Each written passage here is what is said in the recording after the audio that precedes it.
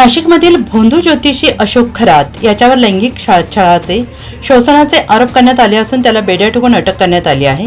न्यायालयाने अशोक खरातला 24 मार्चपर्यंत पोलीस कोठडी सुनावली आहे आणि धक्कादायक बाब म्हणजे पोलिसांनी खरात याच्या घरावर छापा टाकला त्यावेळी त्याच्या घरातून पिस्तूल, जिवंत काडतूस तसेच आक्षेपार्ह व्हिडिओ जप्त करण्यात आले।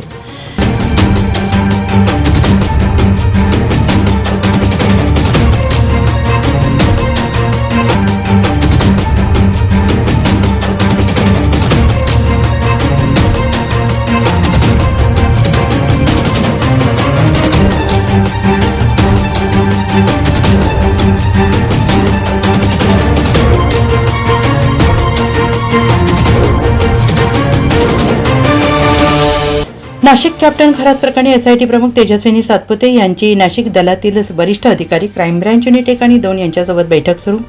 अशोक उर्फ कॅप्टन खरात प्रकरणी तांत्रिक पुरावे गोळा करत इतर संशयितांचा शोध सुरू। एनसीएन न्यूजसाठी रोहन धानी, नाशिक।